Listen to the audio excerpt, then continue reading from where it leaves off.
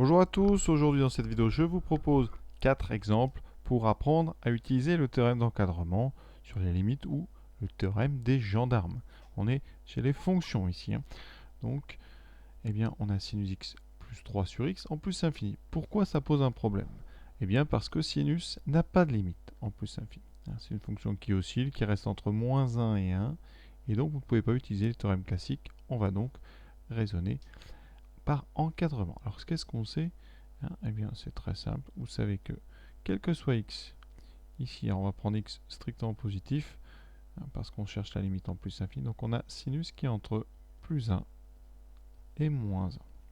On va rajouter 3, donc ça veut dire que sinus x plus 3 est entre 3 et 1, 4, 3 et moins 1, 2.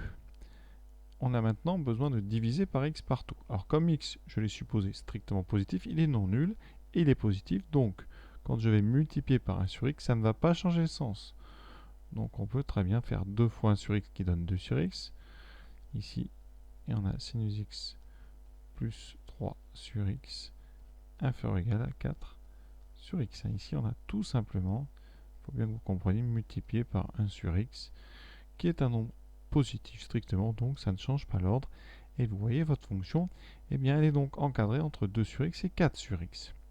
Qu'est-ce qu'on sait sur ces deux fonctions en plus l'infini? Eh bien, vous savez que la limite quand x tend vers plus l'infini de 2 sur x, c'est la même que la limite quand x tend vers plus l'infini de 4 sur x, c'est 0.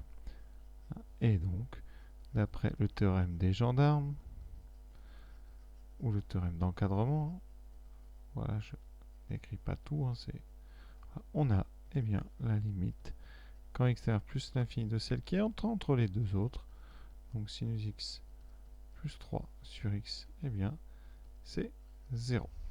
La deuxième, donc là on a 2x plus cosinus x sur x moins 1. Alors pourquoi est-ce qu'on va appliquer le théorème d'encadrement? D'abord parce qu'il y a un cosinus, on ne connaît pas sa limite en plus infini, et ensuite, intuitivement, on sent bien qu'en haut, c'est 2x qui va donner vraiment la taille du nombre, en bas c'est x, donc on est sur un rapport 2x, x, donc une limite finie. C'est pour ça qu'on va vers un théorème d'encadrement. Si on a une limite plus infinie à démontrer, on va plutôt utiliser un théorème de comparaison. Alors ici, donc, eh bien, cosinus est entre moins 1 et 1, ça c'est pareil que sinus. On rajoute 2x, donc 2x plus cos x est entre 2x plus 1 et 2x moins 1. On va donc diviser par x moins 1. Est-ce qu'on peut diviser par x moins 1? On peut, à condition qu'il soit strictement positif. Donc, on suppose eh bien, que x est plus grand que 1. On peut tout à fait, puisqu'on cherche la limite en plus l'infini. Dans ce cas-là, eh bien, on aura 2x moins 1. Et on divise tout par x moins 1. On a le droit, c'est un nombre positif strictement. Donc, ça ne change pas le sens des inégalités. Voilà, et là, on a 2x plus 1 sur x moins 1. Après, on a deux fonctions ici dont il faut déterminer la limite. Alors, soit pour ceux qui l'ont vu, le théorème du plus haut degré, le rapport des monômes de plus haut degré, soit eh bien, on factorise. Alors, je vais faire le premier comme ça. Avec la factorisation, ça vous donnera ceci. On factorise par x en haut. Donc 2 moins 1 sur x. Et en bas aussi, 1 moins 1 sur x. Qu'est-ce qu'on peut dire après? Alors, en rédigeant rapidement la limite de 1 sur x, c'est 0. On est en plus infini. Donc, eh bien, vous avez une parenthèse là où la limite de 2 moins 1 sur x, c'est 2. La limite de 1 moins 1 sur x, c'est 1. Donc là, on est en plus infini. Devant, les x se sont simplifiés, donc ils n'y sont plus. Conclusion, il vous reste le 2 en haut, le 1 en bas. La limite de cette chose-là, c'est donc 2. Donc à gauche, c'est 2. De même à droite, c'est 2. Et donc votre fonction, elle est encadrée entre deux fonctions qui ont pour limite 2. Donc sa limite, ça sera 2. Donc vous l'écrivez. Limite de 2x moins 1 sur x moins 1 quand x tend vers plus infini. C'est la même que la limite quand x tend vers plus infini de 2x plus 1 sur x moins 1. C'est égal à 2. Et pour ceux qui ont fait le principe du plus haut degré, vous pouvez le trouver en disant que ça fait la limite donc de 2x sur x. les x se simplifient, il vous reste donc 2. Ces deux choses, ensemble, eh bien, si on utilise le théorème d'encadrement, eh bien, la limite de notre 2x plus cos x sur x moins 1, c'est aussi 2. Vous voyez, c'est très très simple à utiliser, en plus on le voit venir, hein, en général. Troisième, avec la limite en moins l'infini. Cos x sur x2, très rapide, cos x, vous voyez, ça n'a pas de limite, dessous c'est très très grand, infiniment grand, donc on voit bien que la limite sera 0. Donc on va vers l'encadrement. Cos est donc entre moins 1 et 1, on divise par x carré, alors est-ce qu'on a le droit? Oui, on va considérer que x, ici comme on va en moins l'infini, est strictement négatif, donc ça veut dire que 1 sur x2 eh bien, est strictement positif, donc on peut eh bien, multiplier par 1 sur x2 et ça donne ceci. Voilà. Et donc, eh bien, vous avez quasiment fini. Là, on a deux fonctions de référence à gauche et à droite qui tendent vers 0, en moins l'infini. Donc on va l'écrire hein, sur une copie, on ne fait pas des flèches, mais vous avez terminé là. Il reste un travail de rédaction. Donc sur une copie, ben, vous dites limite quand x tend vers moins l'infini de moins 1 sur x2, c'est égal à la limite quand x tend vers moins l'infini de 1 sur x2, c'est 0. Et ces deux choses-là mises ensemble, avec le théorème des gendarmes, vous voyez, je varie, hein, gendarme ou encadrement, et bien la limite donc de cos x sur x2 est aussi égale à 0 en moins l'infini.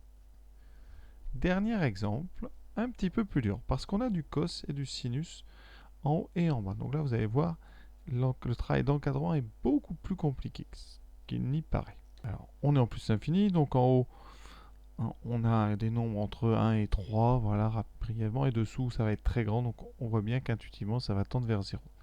D'où l'encadrement. Donc, cos est entre moins 1 et 1, donc 2 plus cos x, vous avez bien compris, ça va être entre donc, 1 et 3.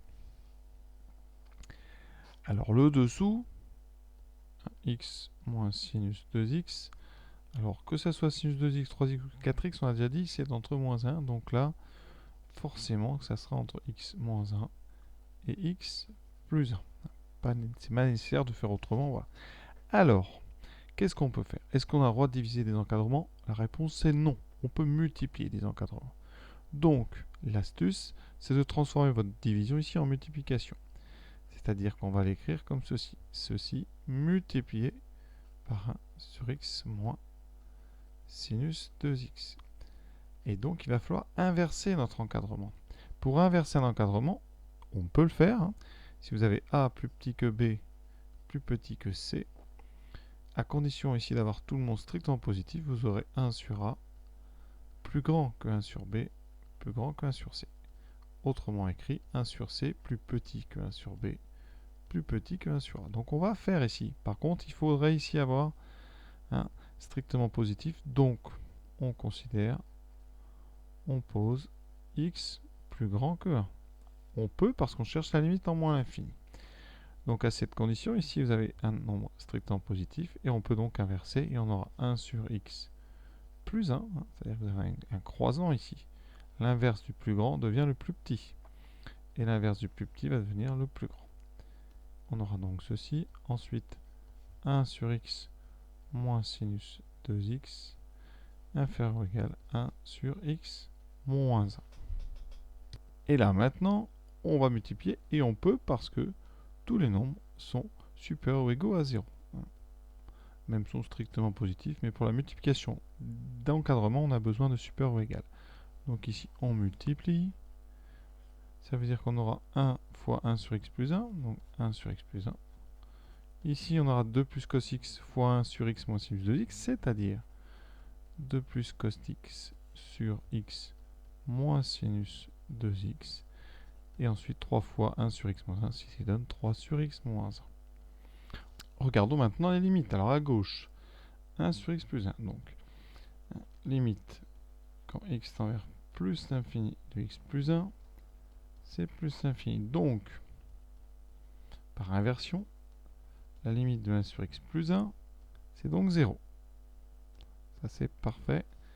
De même, la limite quand x vers plus l'infini de x moins 1, c'est plus l'infini. Et donc, en inversant et en multipliant par 3, 3 sur x moins 1 tend aussi vers 0. Et donc, tout ça mis ensemble, théorème des gendarmes, eh bien, la limite de la fonction coincée entre les deux autres, elle est elle aussi de 0. Donc, limite de 2 plus cos x sur x moins sinus de x est aussi égal à 0. Voilà. Donc, on a terminé cette vidéo. J'espère que vous avez bien compris ce principe d'encadrer. Et sachez que vraiment les plus durs, ce sont ceux où il y a un cos en haut et un sinus en bas. Mais a priori au bac, peu de chances que ça tombe. En tout cas que ça tombe sans indice. Je ne vois pas du tout ça se produire. Voilà, j'espère que vous avez bien compris. Maintenant, je répète, j'ai déjà dit dans la vidéo précédente, il faut aller voir, en tout cas il faut que vous compreniez qu'il y a un deuxième théorème qui s'appelle le théorème des comparaisons, qui sert à traiter les cas similaires, mais quand les limites sont infinies. C'est-à-dire qu'on va juste minorer ou majorer la fonction. Voilà, à très bientôt.